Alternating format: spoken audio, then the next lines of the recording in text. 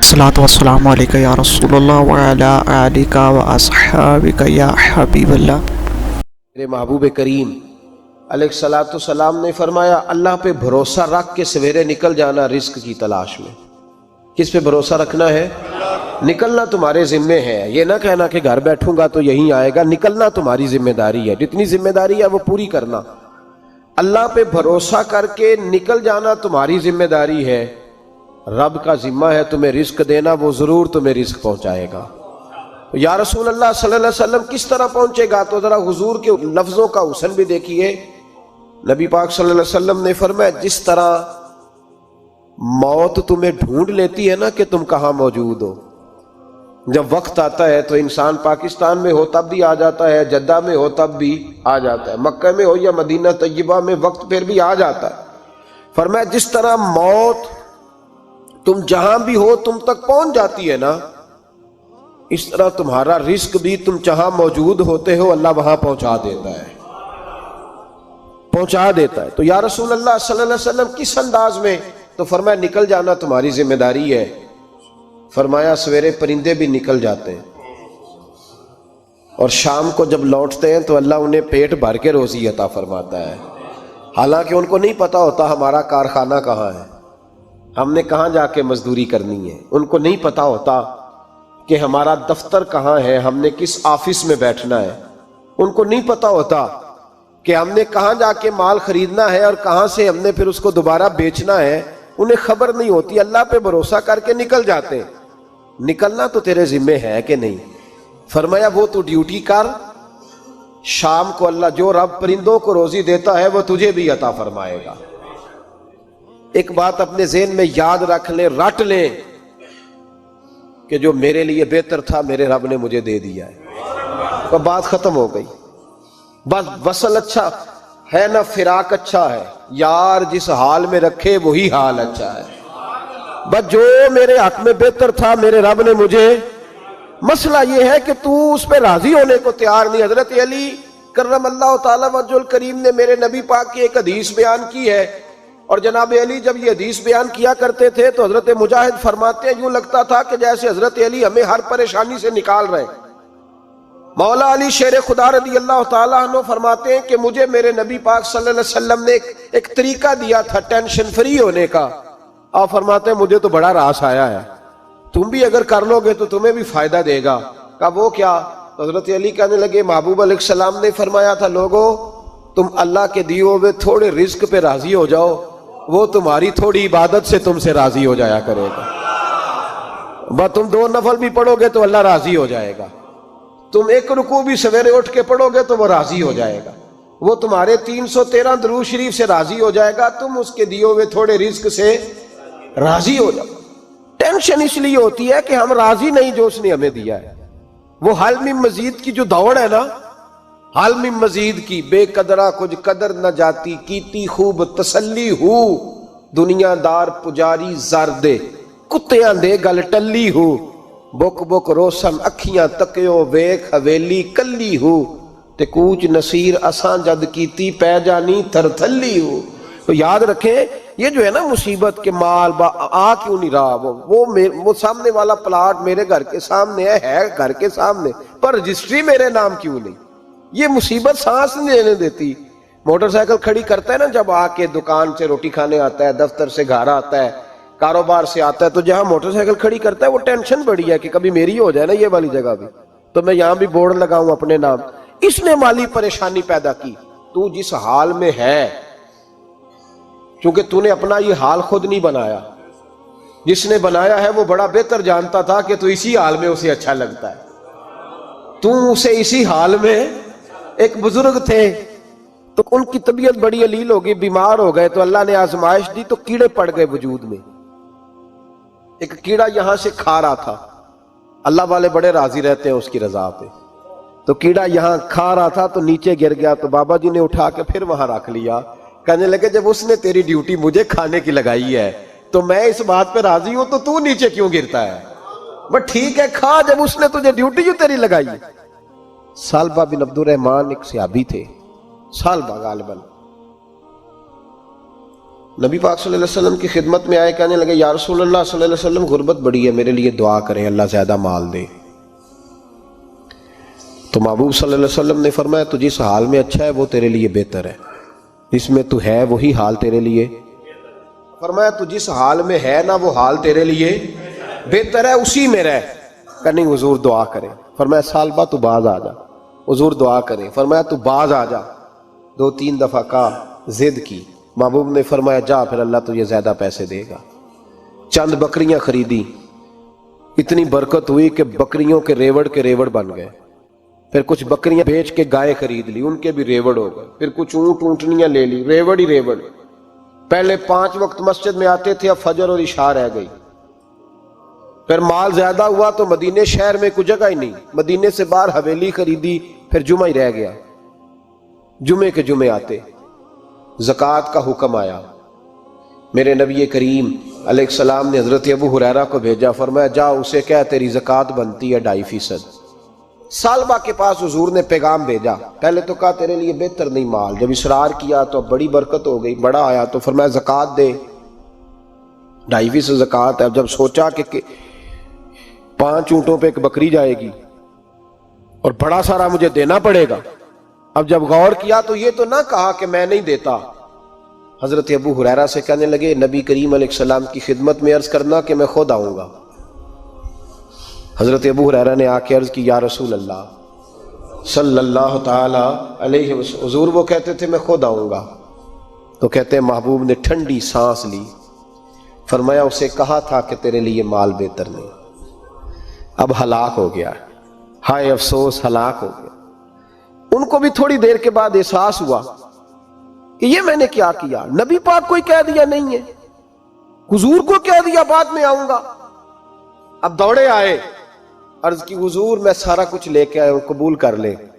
محبوب نے فرمایا گویا بلال حبشی کی خشک کھجور بھی قبول ہے، اور صہیب رومی ایک اٹی بان کی لائے تو وہ بھی قبول ہے، اور عمار بن یاسر اور مصعب بن عمیر اگر 2 دینار دے جائیں اور کوئی پرانا جوڑا کسی سپاہی کے لیے چھوڑ جائے تو وہ بھی قبول ہے، لیکن تو اپنا لاکھوں لے کے چلا جا، تیرا کوئی نہیں قبول، معاف کر دیں۔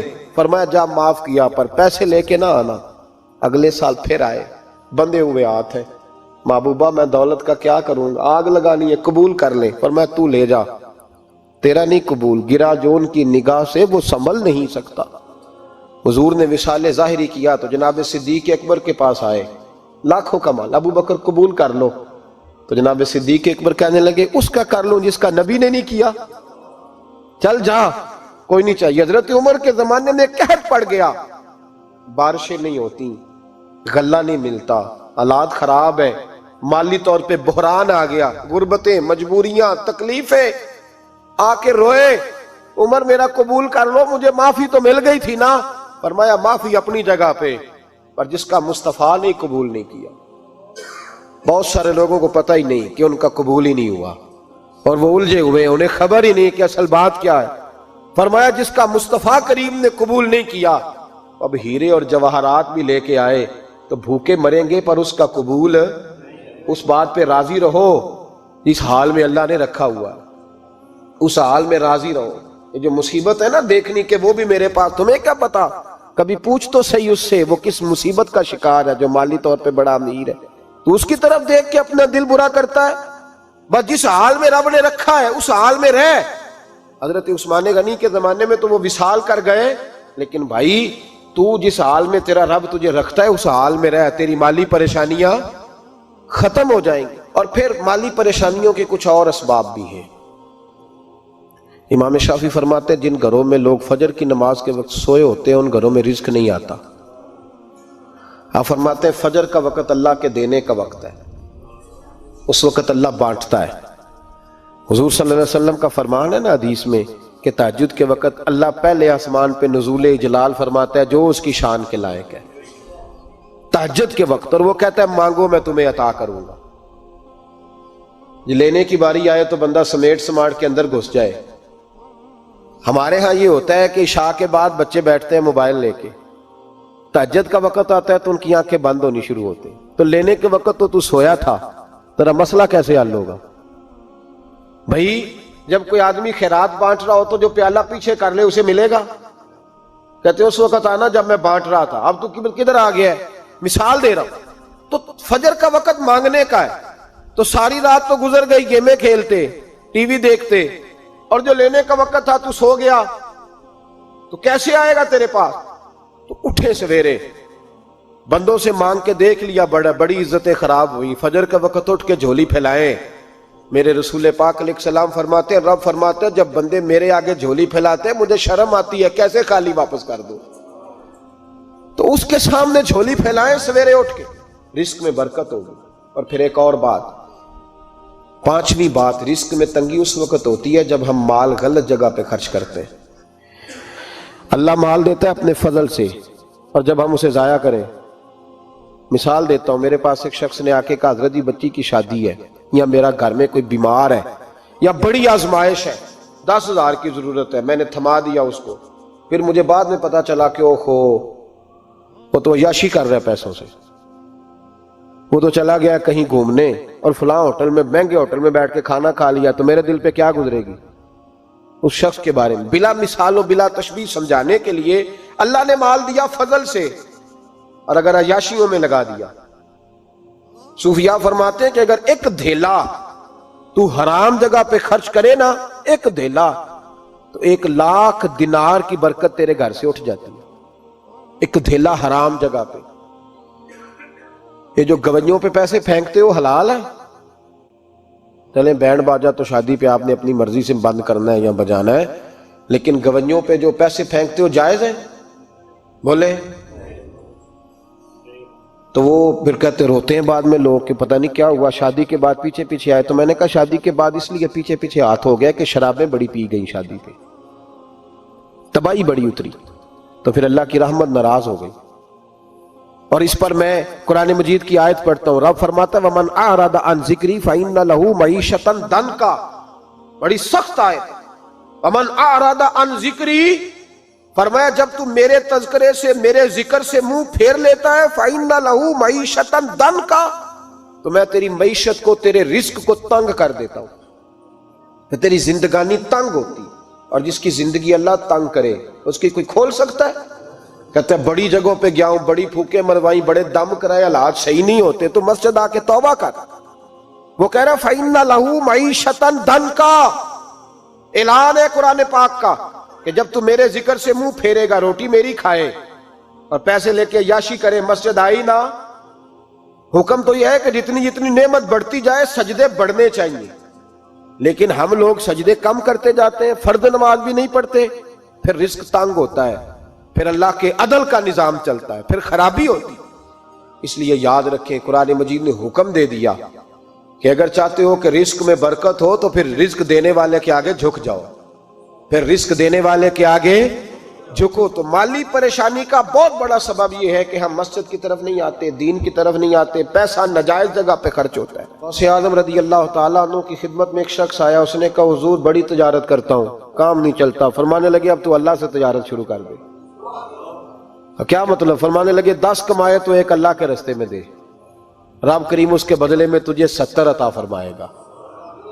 उसने कहा हुजूर इस तरह करूं? फरमाया तू ये करके देख, अब्दुल कादिर जिलानी वादा करता है अल्लाह तेरी मदद करेगा।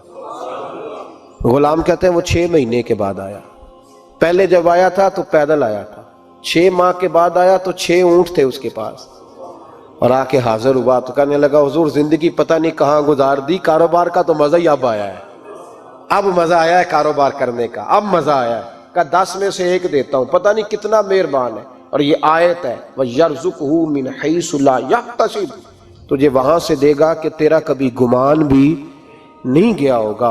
रूहानी मामलात को भी जरूर शामिल हाल रखें, और माल मांगे उससे जो बेहिसाब देता है, दुनियादारों से नहीं मांगे, उससे मांगे जो देता है तो फिर बेहिसाब ही देता है। दुआ करता हूँ अल्लाह हर घर में बरकत पैदा कर दे, हर घर में फजल कर दे। आखिर दावाना अनिल हम्दुलिल्लाह। दोस्तों वीडियो अच्छी लगे चैनल को सब्सक्राइब, लाइक, कमेंट और शेयर करना ना भूलिएगा। जज़ाकल्लाह।